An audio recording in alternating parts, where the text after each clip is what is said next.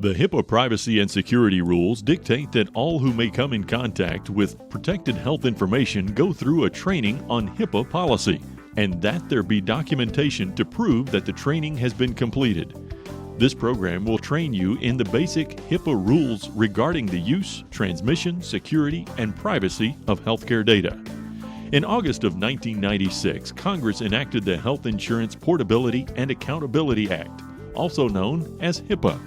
The primary purposes of HIPAA are to protect people from losing their health insurance if they change jobs or have pre-existing health conditions, to reduce the cost and administrative burdens of health care by creating standard electronic formats for many administrative transactions that are currently carried out on paper, and to develop standards and requirements to protect the privacy and security of personal health information.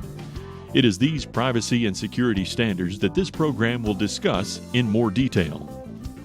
Upon passage of the HIPAA Act, the Department of Health and Human Services was required to issue two separate regulations referred to as the Privacy Rule and the Security Rule. These regulations require healthcare organizations to adopt processes and procedures to ensure the highest degree of patient confidentiality. These processes include administrative, physical, and technical safeguards to ensure that medical information is stored, transmitted, and received in a safe and secure manner. HIPAA regulations cover a broad scope and impact virtually every department of every entity that has access to personal health information. Hospitals, medical practices, insurance companies, and other healthcare organizations are undergoing significant changes in the way they handle patient information. When covered entities use or transmit protected health information in any form, they must comply not only with the privacy and security rules, but also with any state laws regarding privacy of medical records. In the event of a conflict between HIPAA and state law, HIPAA preempts state law unless the state law is stricter. In other words, whichever provides greater protection to patients must be followed. Entities covered by the privacy and security rule include healthcare plans, healthcare providers, healthcare clearinghouses, and business associates of covered entities, which include auditors, consultants, lawyers, data and billing firms, and others with whom the covered entities have agreements involving the use of protected health information. The privacy and security rules protect individually identifiable health information transmitted or maintained by a covered entity, no matter what form it takes. That means that when a doctor takes notes in a medical chart, when a hospital data entry clerk types health insurance information into a computer, or when healthcare providers discuss a patient's condition, any identifiable health information becomes protected health information under HIPAA. A covered entity may not use or disclose protected health information except as the individual authorizes in writing or as the HIPAA privacy rule permits or requires.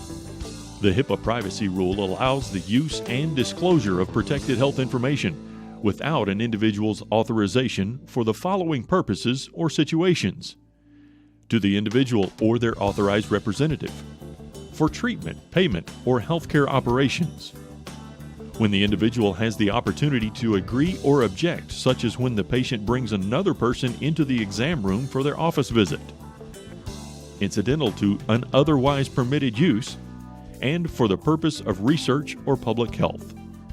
Covered entities should also rely on professional ethics and best judgments in deciding which of these permissive uses and disclosures to make. The privacy rule requires a covered entity to provide patients with a Notice of Privacy Practices, or NPP, and make a good faith effort to obtain a patient's written acknowledgement of receiving the NPP. The Notice of Privacy Practices must inform patients of the uses and disclosures of PHI that the entity may make, the patient's right to access and amend their medical information, and the covered entity's responsibilities with respect to PHI. Once it has obtained the acknowledgement or has made a good faith effort to do so, the entity may use PHI for its own treatment, payment, or healthcare operations, and disclose PHI to other covered entities for their treatment, payment, or certain limited healthcare operations. When using or disclosing PHI or when requesting PHI from another covered entity, a covered entity must make reasonable efforts to limit PHI to the minimum necessary to accomplish the intended purpose of the use or disclosure. Except in certain circumstances, individuals have the right to review and obtain a copy of their protected health information. Covered entities may impose reasonable cost-based fees for the cost of copying and postage for information requests. Also, personal representatives, parents of minors, and others may be legally authorized to make healthcare decisions on behalf of patients. These individuals should be treated with the same information access as the individual. As a general rule, a covered entity may not use or disclose protected health information for purpose other than treatment, payment, and healthcare operations without the patient's written authorization. For example, the privacy rule prohibits a covered entity from disclosing PHI to others for marketing purposes without the patient's written authorization. At the same time, communications regarding treatment, case management, or the recommending of alternative therapies is excluded from the definition of marketing, as are communications that promote health in a general manner. Thus, for example, a health-related newsletter that a covered entity distributes to patients to inform them about new healthcare developments would not be considered marketing under the privacy rule. The privacy rule also allows incidental disclosures of PHI as long as the covered entity uses reasonable safeguards and adheres to minimum necessary standards. For example, doctors' offices may use waiting room sign-in sheets. Hospitals may keep charts at bedsides. Doctors may talk to patients in semi-private rooms, and medical staff may confer at the nurse's station without violating the privacy rule, as long as reasonable safeguards are followed. Since many employees receive, store, and transmit PHI as part of their day-to-day responsibilities, the privacy rule requires the following administrative safeguards to ensure that PHI is not compromised. A privacy officer, designating a privacy officer to be responsible for the development and implementation of privacy policies and the receiving of complaints. Training. The training of all workforce members on privacy policies and procedures as necessary and appropriate for them to carry out their job functions. Business associates, requiring business associates such as lawyers, consultants, auditors, billing companies, and pharmacists to confirm that they will protect PHI. Tracking, developing a system to track who accessed what information, and violations, implementing rules for addressing violations of privacy, security, and transaction regulations, including establishing a process for making complaints and preventing retaliation against anyone who reports a HIPAA violation. The security rule portion of HIPAA also requires that administrative, physical, and technical safeguards be in place to prevent the improper use or disclosure of PHI. These safeguards primarily deal with the security and transmission of data that contains PHI. These requirements include a security officer, designating a security officer to be responsible for the development, implementation, and evaluations of security policies. This may be the same person as the privacy officer. Risk analysis, a technical evaluation and implementation of procedures to ensure that computers are secure from intrusion. Risk management, implement security measures sufficient to reduce risks and vulnerabilities to a reasonable and appropriate level to comply with HIPAA requirements. A sanction policy, applying appropriate sanctions against employees who fail to comply with HIPAA policies and procedures. Information System Activity Review, implement procedures to regularly review records of information system activity, such as audit logs, access reports, and security incident tracking reports. Employee security, develop a plan for granting and limiting different levels of access to PHI, including clearance procedures and termination procedures. This includes security checks and special training for all employees with access to sensitive information. It's important that all employees understand how to keep PHI secure and report any incidents regarding PHI. Employees should also understand the importance of password security, computer virus protection, and the dangers of malicious software. Your trainer should review the internal policies regarding each of these important security issues. Business associate agreements. Agreements with external recipients of PHI confirming that they will protect the confidentiality of data exchanged. A contingency plan. A plan for responding to system emergencies, including the performance of backups, emergency mode operations, and disaster recovery procedures.